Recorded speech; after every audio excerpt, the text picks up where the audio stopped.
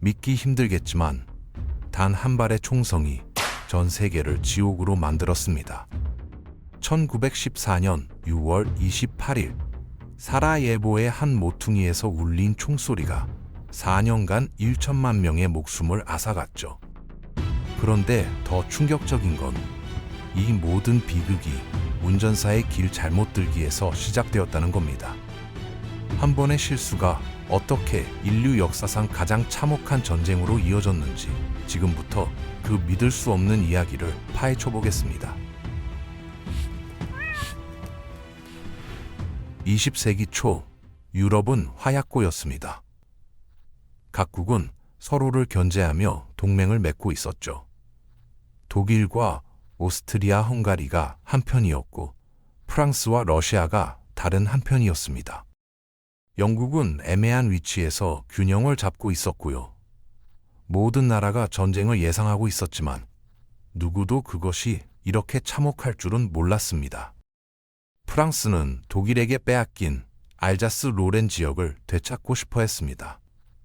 독일은 더 많은 식민지와 영토를 원했죠. 특히 독일이 강력한 해군력을 키우자 영국이 위기감을 느끼기 시작했습니다.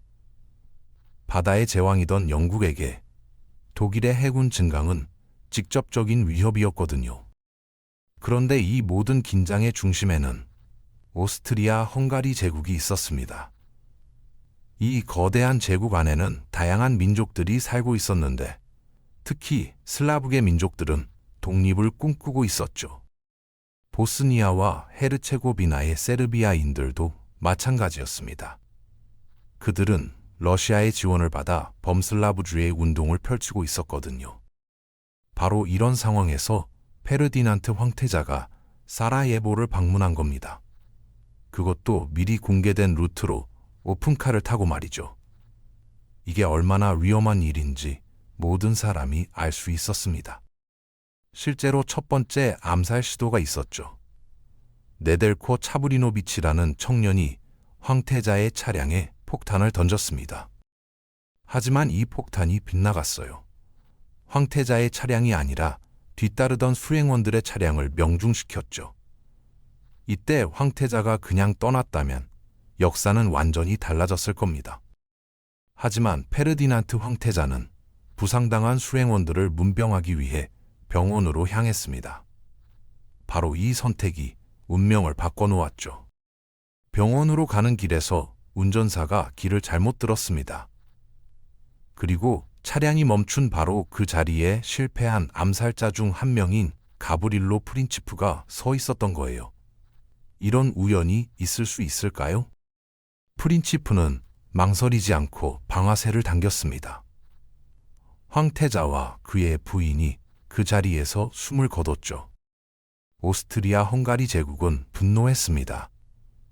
이 암살 사건 뒤에 세르비아 정부가 있다고 확신했거든요. 실제로 암살자들은 검은 손이라는 세르비아 비밀 조직과 연결되어 있었습니다. 하지만 오스트리아 헝가리는 혼자서 세르비아와 맞서기엔 부담스러웠죠. 그래서 독일에게 지원을 요청했습니다.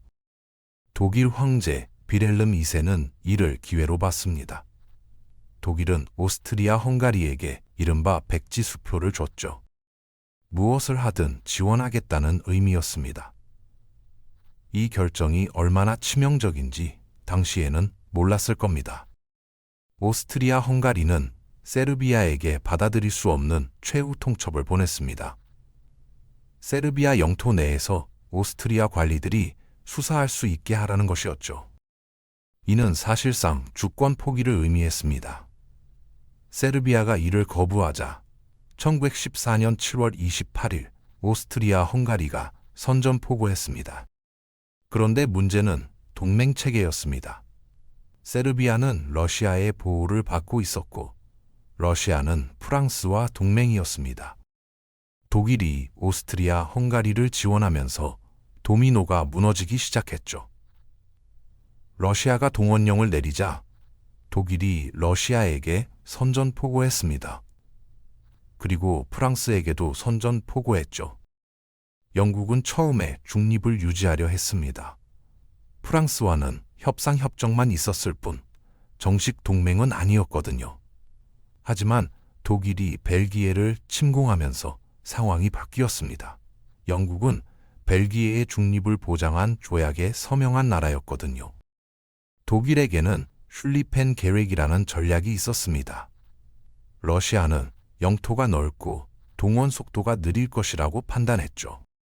그래서 먼저 프랑스를 빠르게 제압한 다음 동쪽으로 돌아서 러시아를 상대한다는 계획이었습니다. 이론상으로는 완벽해 보였죠. 하지만 현실은 달랐습니다. 프랑스는 독일과의 국경에 마지노선의 전신인 강력한 요새들을 건설해놨거든요. 독일군이 정면 돌파하기에는 시간이 너무 오래 걸릴 것 같았습니다. 그래서 중립국인 벨기에를 통해 우회하기로 했죠. 벨기에는 작은 나라였지만 예상외로 강하게 저항했습니다. 리에주 요새에서 독일군을 12일간 막아냈죠. 이 12일이 독일의 계획을 완전히 틀어놓았습니다. 게다가 영국이 참전하면서 독일은 서부에서 더 강력한 적과 마주하게 되었거든요. 독일군이 벨기에를 통과하면서 민간인 학살 사건들이 발생했습니다. 디낭에서는 674명의 민간인이 처형되었고 루뱅에서는 도서관과 대학이 불에 탔죠. 이런 사건들이 연합국의 프로파간다에 활용되었습니다. 특히 미국 여론에 큰 영향을 미쳤어요. 미국 대통령 우드로 윌슨은 처음에는 중립을 지키려 했습니다. 미국에는 독일계 이민자들도 많았거든요. 하지만 독일의 잔혹행위 소식이 전해지면서 여론이 서서히 바뀌기 시작했습니다. 전쟁 초기 프랑스군의 모습은 정말 충격적이었습니다. 밝은 파란색 상의에 빨간색 바지를 입고 있었거든요. 19세기 전쟁의 관념에서 벗어나지 못한 거죠. 독일군의 회색 군복과 비교하면 너무나 눈에 띄었습니다. 기관총과 대포가 발달한 상황에서 이런 복장은 자살행위나 다름없었어요. 모든 나라가 전쟁에 대한 낡은 사고방식을 갖고 있었습니다. 기병대의 돌격, 총검 공격, 화려한 군복 등 나폴레옹 시대의 전술을 그대로 사용하려 했죠.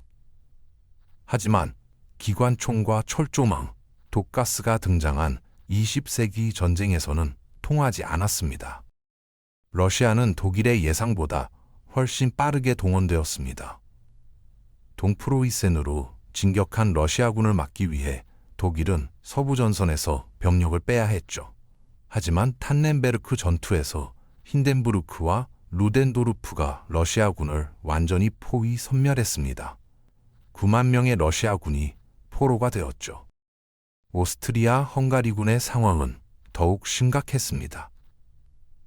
최고 사령관 콜라트 폰 회첸도르프는 공격적인 성격이었지만 전략적 안목은 부족했어요. 세르비아군에게 여러 번 패배했고 러시아군에게도 밀렸습니다.